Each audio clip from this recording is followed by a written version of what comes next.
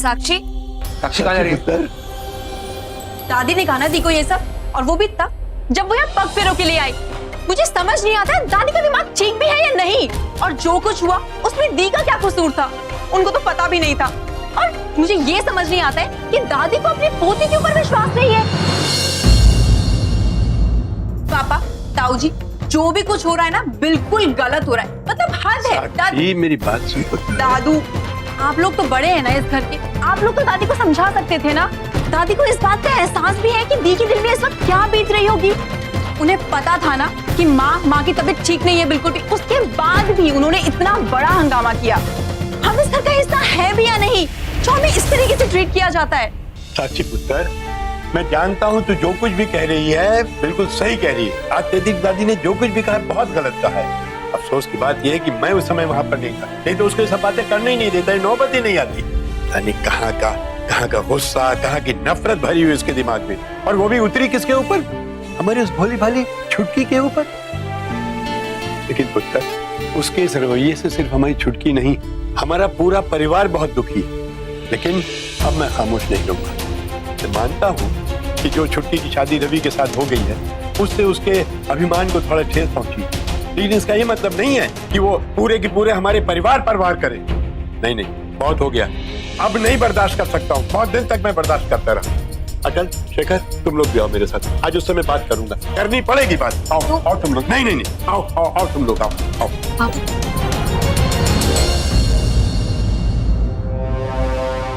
क्यों सरू जी, अब ठंड पड़ गई ना आपके कलेजे में? अब खुश हैं आप, या फिर रेखा रानी के साथ कोई बड़ी अनहोनी हो जाती तब आपको खुशी होती? और बेफजूल ना मुझ पे गुस्सा उतारने की जरूरत नहीं है। जो हुआ उसका मुझे भी अफसोस है, मैंने ऐसा कभी चाहा नहीं था, और कसूर तो रेखा रानी का भी है ना। और जब मैं देविका से बात कर रही हूँ तो उसे बीच में बोलने की क्या जरूरत थी? है नाक ही कट गई मेरी तो शादी के मंडप में। तो जब दिल जलता है ना तो धुआं तो उठता ही है ना। अरे आप बात कर रही थी, एक एक करके तमाचा लगा रही थी हमारी छुटकी के गाल पर। और क्या बात कर रही थी आप? अरे आप तो उस पर इल्जाम लगा रही थी कि इस दूल्हे की अदला बदली में वो शामिल है। अरे कुछ तो सोच करके बोला करिए सरू जी, आपको अपने लोगों पर विश्वास नहीं है? और अगर आप ये बेहुदा बात मानती हैं कि देविका ने रवि के साथ मिल करके इस दूल्हे की अदला बदली का प्लान बनाया था, तो मैं आपको एक बात बताऊं, मैं भी उस प्लान में शामिल था। और मैं ही नहीं, मेरे दोनों बच्चे, ये अटल और ये शेखर, ये भी उसमें शामिल थे। तो बोलिए, अब आप क्या करिएगा? इन लोगों से भी रिश्ता तोड़ लीजिएगा, बेदखल कर दीजिएगा हम लोगों को अपनी जिंदगी से, तो कर दीजिए, हमें भी कोई फर्क नहीं पड़ता है। वैसे भी जिन रिश्तों में विश्वास न हो वे कोई मायने नहीं रखते हैं। चलो अटल, शेखर, हम लोग भी चल करके कोई दूसरा ठिकाना ढूंढ लेते हैं, क्योंकि इस घर में तो इनकी मर्जी चलेगी, जो मुझे कतई मंजूर नहीं है। बाबूजी आप शांत हो जाइए। देखिए, इन दिनों आपकी तबीयत ठीक नहीं चल रही है, शादी के ऐन वक्त पर आपको अस्पताल में भर्ती कराना पड़ा था। थोड़ा आराम से, ठंड रखिए बाबूजी। हाँ बाबूजी, भैया बिल्कुल ठीक कह रहे हैं, आप शांत हो जाइए वरना तबीयत और खराब हो जाएगी। अरे मैं तो कह रहा हूँ भगवान मुझे सीधे ऊपर उठा लेता तभी अच्छा होता।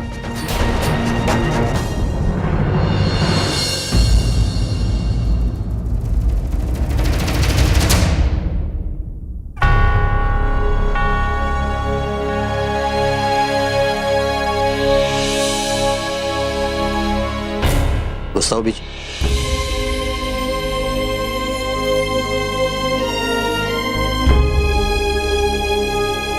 देखो बीच, मैं जानता हूं आपने जो कुछ किया, जो कुछ कहा, उससे मैं कहा किसी को ठेस पहुंचाने की मंशा नहीं थी आपकी। देखो, जो होना था हो गया। अब खामखा शक करके आप खुद को भी दुख दे रही हो, और हम लोगों का क्या हाल है ये तो आप जानती हो, खासतौर से उस बेचारी देविका का। वो बेचारी तो बिना किसी दोष के आपकी बेरुखी का दर्द झेल रही है। क्या है बेटी, आप नहीं जानती कि देविका उन लोगों के साथ क्यों चली गई? मेरी खातिर कही बीजी, मेरी खातिर। उसने मेरी और शेखर की बातें सुन ली थी। मैंने कहा था शेखर से कि बदनामी झेलने से अच्छा है मैं आत्महत्या करूं। अब जरा सोचो बीजी, जो बच्ची सारी जिंदगी अपने पिता के प्यार को तरसती रही, उसने अपने पिता की इज्जत बचाने के लिए उस शादी को मान लिया। खुशी खुशी उस घर में चली गई जहाँ जाने का उसका कोई इरादा नहीं था। बीजी, उसने तो इतनी बड़ी कुर्बानी दी अपने परिवार के लिए। अब अपने बच्चों से और क्या चाहती हो आप? भैया ठीक कह रहे हैं बीजी, मेरे दिमाग से गुस्सा निकाल दीजिए बीजी, वरना कोई भी सुखी नहीं रहेगा इस घर में। तुम दोनों को क्या लगता है कि मैं इस परिवार के बारे में नहीं सोचती? मैं देविका के बारे में नहीं सोचती? अरे, वो एक गलत शादी में फंस गई है और मैं उसे उस दलदल से निकालना चाहती हूँ, लेकिन तुम लोग समझते हो कि मैं गलत हूँ। चलो माना कि मैं गलत हूँ, लेकिन मेरी बात ध्यान से सुन लो। एक दिन आएगा जब उस परिवार की सच्चाई सामने आ जाएगी और उनके अत्याचारों से तंग आकर ना देविका रोते बिलखते सिर पकड़ के ना यहाँ मायके में वापस आ जाएगी। अब जो कुछ होगा ना उसके लिए तुम लोग जिम्मेदार होगे, मैं नहीं। समझे तुम लोग? बीजी मेरी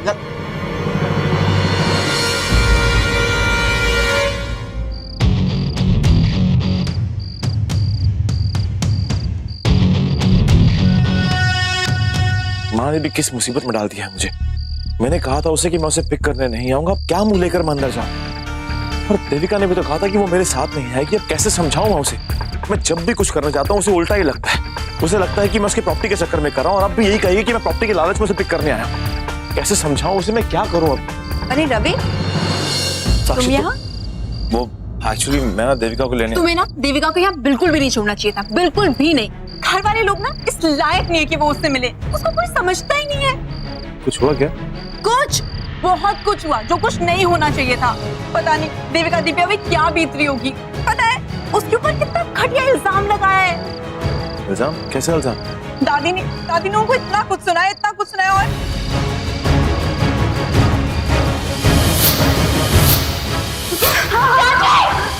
ये क्या बोल रहे हो तुम? हाँ रवि, अब तुम्हें बताओ रवि, कोई किसी अपने के साथ ऐसा करता है क्या? नहीं ना। पर मेरा घर तो अनोखा है ना। तभी मैं चाहती थी कि मेरी दी की शादी तुम्हारे साथ हो। बचपन से लेके आज तक दी को कभी किसी ने प्यार नहीं किया, बस मेरी माँ और मेरे दादू को छोड़कर। और अब देखो शादी के बाद अभी भी वो उतना ही दुख झेल रही है ना। प्लीज रवि, तुम ना दी को यहाँ से ले जाओ और दोबारा तब तक मत भेजना जब तक घर वाले तुम्हारे सामने हाथ जोड़ के तुम्हें रिक्वेस्ट नहीं करते। जब दी चली जाएगी ना तब उनको एहसास होगा कि दी की कितनी वैल्यू है। पता है आज तक उन्होंने अपना कोई बॉयफ्रेंड नहीं बनाया और किसी लड़के को अपने करीब तक नहीं आने दिया ताकि दादी उसे गलत ना समझे। और फिर भी देखो इल्जाम तो लगा ही दिया ना उसके ऊपर। रवि प्लीज तुम ना अभी देविका दी के पास जाओ, उसे इस वक्त तुम्हारी सबसे ज्यादा जरूरत है।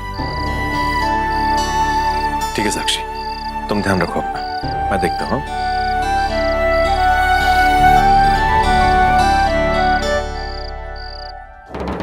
कुछ समझ नहीं आ रहा मैं क्या करूं। चाची से प्रॉमिस तो कर दिया है, लेकिन अब उस प्रॉमिस को पूरा कैसे करूंगी? मैं नहीं चाहती कि मैं रवि को फोन करूं।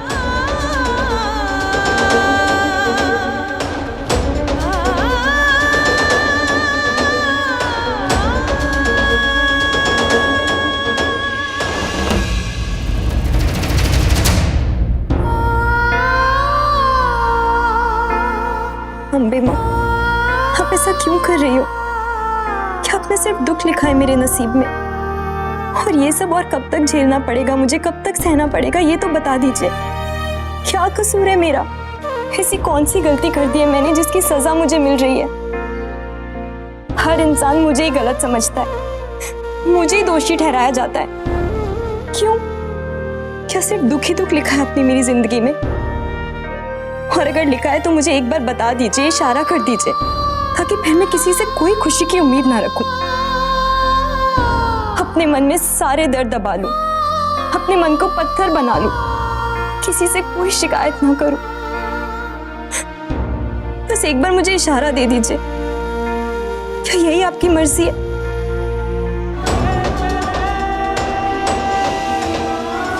देविका कितनी अच्छी है, उसने अगर मुझे गलत समझा तो इसमें उसका कोई दोष नहीं है। हालात ही ऐसे थे और मैं खामखा उस पर गुस्सा करता रहा।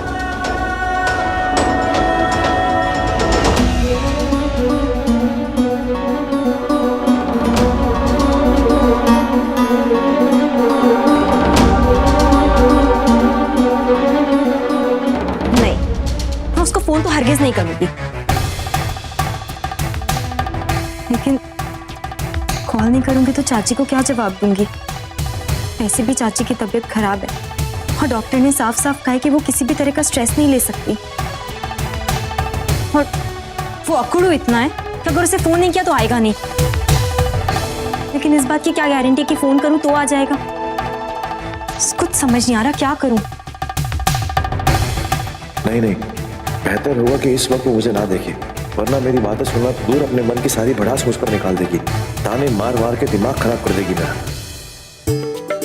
मेरा दिमाग खराब कर देगा ताने मार मार कर, अगर उसको फोन कर लिया तो। वैसे भी इतना अकड़ू है कि मुझे नीचा दिखाने का 10 बातें सुनाने का एक मौका नहीं छोड़ता। लेकिन क्या करूं, वैसे इतनी परेशान हूं। एक तो मेरी खुद की दादी मुझे गलत समझती है, मेरे ऊपर इतना बड़ा इल्जाम लगा दिया उन्होंने। किस मुसीबत में फंस गई हूँ, क्या करूं मैं? हाँ, मैं फोन ही नहीं करती उसे। इनफैक्ट मैं साक्षी और पल्लवी से कहती हूँ उसे फोन करने के लिए। वैसे भी सारी अकड़ तो वो मुझे दिखाता है। साक्षी और पल्लवी को वो मना नहीं करेगा, ये सही रहेगा। साक्षी को ढूंढती हूँ। साक्षी पल्लवी कहाँ है? पल्लवी सुनना, फोन करना है, कर देगी प्लीज? अरे दी आप कर लो ना, माँ की दवाई का वक्त हो गया, मुझे उन्हें दवाई देनी है। ठीक है पल्लवी सिर्फ 2 मिनट लगेंगे। क्या हुआ देविका, बड़ी टेंशन में लग रही है, किसे ढूंढ रही है? क्या हुआ, बोलेगी भी? हाँ, वो तुमने साक्षी को कहीं देखा है क्या? बस इतना सा सवाल? तो इसका जवाब ये है, मैंने उसे कहीं नहीं देखा। बहन के नाम पे भला है भला, मुझे तो पसंद ही नहीं है। पता नहीं हमेशा मुझे परेशान करती है, हमेशा मुझे टॉर्चर करती है यार। सॉरी, इसमें मैं तेरी कोई मदद नहीं कर सकता। हाँ, तुझे समोसा खाना है तो आजा मेरे साथ। नहीं, तू ही खा। Thank you. अच्छा, तो मुझे फोन करवाना चाहती है। मैं भी देखता हूँ कौन मिलता है जो मुझे फोन करेगा।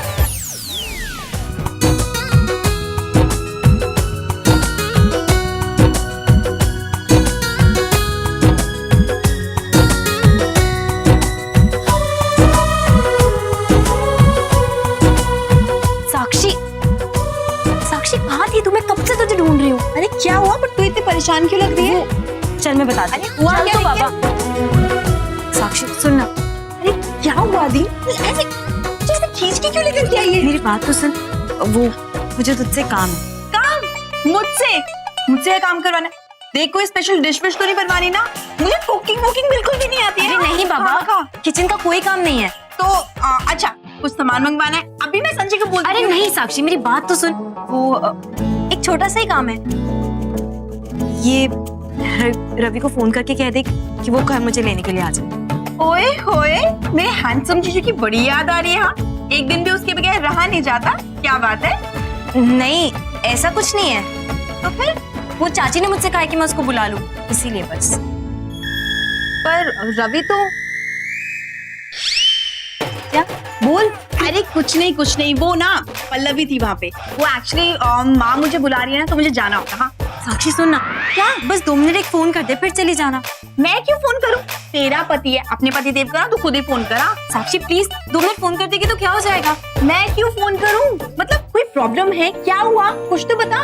वो एक्चुअली क्या? मैं उसे फोन नहीं कर सकती, क्योंकि अगर मैंने उसे फोन किया तो वो सोचेगा कि मैं उसको मिस कर रही हूँ, और मैं नहीं चाहती कि वो ऐसा कुछ सोचे, इसीलिए। मजाक कर रही है क्या? अरे तेरा हैंडसम पति है, और अपने पति से क्या शर्माना? और वैसे भी अगर तेरी जगह पे मैं होती ना, तो अपने पति को ऑर्डर देके बुलाती कि जल्दी से मुझे यहाँ से लेके चले जाओ। बट देख, मैं ये ना, तेरी ना पर्सनल प्रॉब्लम है, तो इसमें मैं तेरे कोई मदद नहीं कर सकती। हाँ साक्षी, अरे बाबा, ये शर्माना वरमाना छोड़ और अपने हस्बैंड को फोन कर, मेरे जीजू को। हाँ चलो, मैं जा रही हूँ। All the best. साक्षी मेरी बात तो सुन। साक्षी प्लीज, मैं हमेशा इसकी हेल्प करती हूँ, और जब मेरी बारी आती है तो कभी मेरी हेल्प नहीं करती। लेकिन अब मैं रवि को कैसे बुलाऊं यहाँ पर? मैं उसको फोन नहीं कर सकती। ये वीर जी क्यों नहीं आए अभी तक? पहले इतनी लेट हो गई हूँ, अगर और लेट हो गई ना, मेरी सास को देखना मुझ पे शक हो जाएगा। पता नहीं क्या हाल बनाएगी मेरा।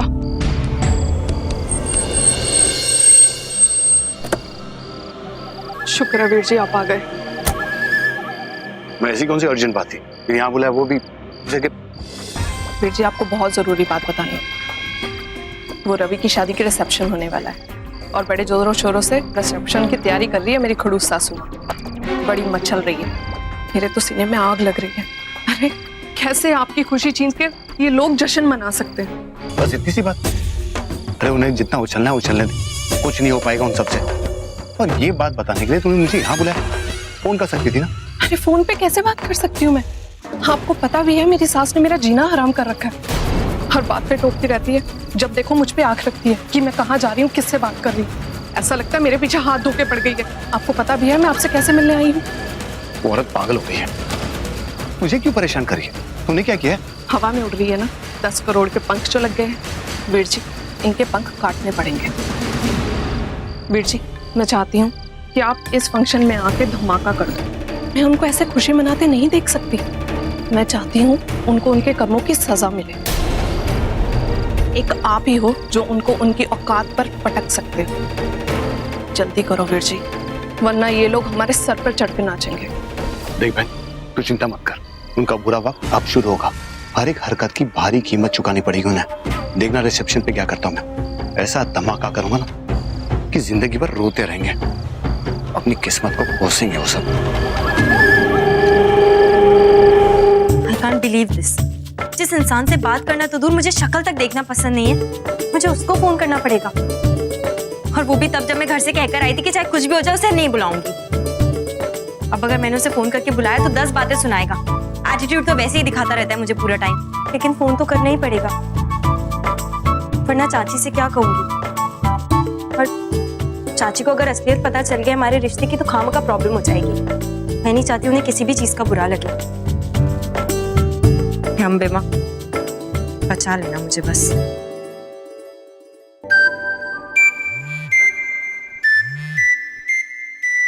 हेलो, फोन तो उठा लिया है, आवाज क्यों नहीं आ रही? हेलो, हाँ बोलो। जब फोन उठा लिया तो हेलो नहीं बोल सकते हो? नॉर्मली लोग हेलो बोलते हैं। एक्चुअली यू नो व्हाट, जब नॉर्मल लोग फोन करते हैं ना तो मैं भी हेलो ही बोलता हूँ। बट नॉर्मल लोग, अब तुम तो नॉर्मल हो नहीं। अब तुमने फोन किया है तो जरूर 10 बातें सुनाने के लिए फोन किया होगा, तो मुझे लगा पहले तुम्हारी किचकिच खत्म हो जाए फिर मैं कुछ बोलूंगा। क्या हुआ, गालियां खत्म हो गई? चलो एक बात तो बताओ, जैसे मुझ जैसे घटिया आदमी को फोन करने की वजह क्या है?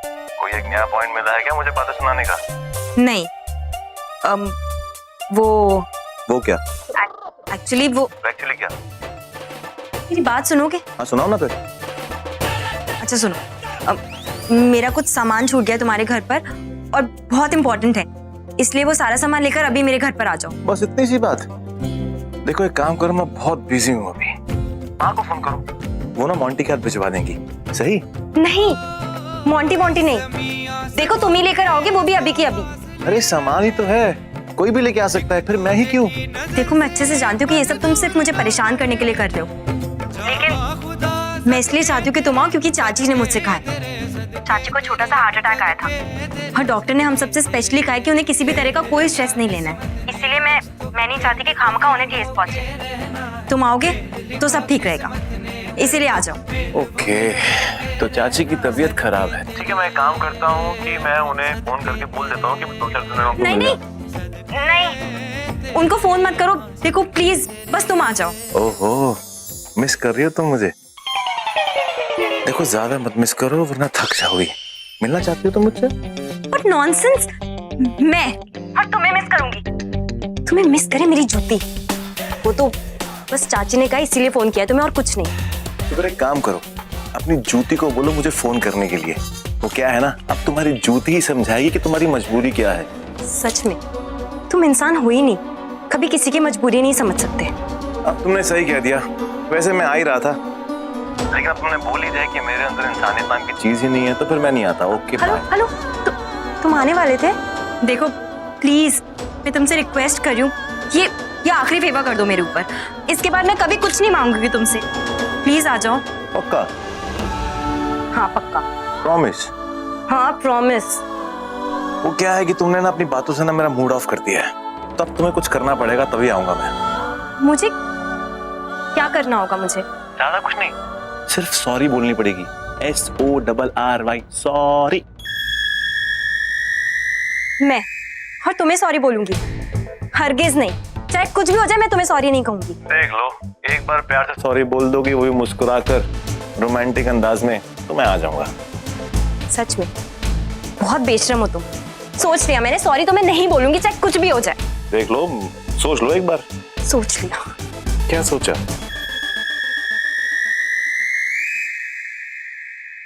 यही कि क्या मैंने सोचा कि क्या सोचा?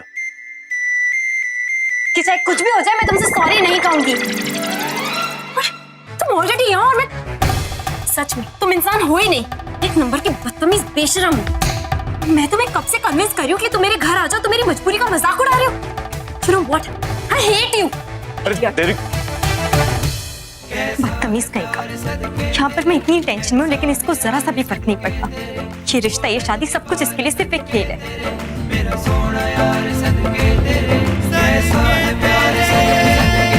यार अभी मजाक मजाक में तूने बहुत हर्ट किया है इसे, अब मनाऊं तो कैसे मनाऊं?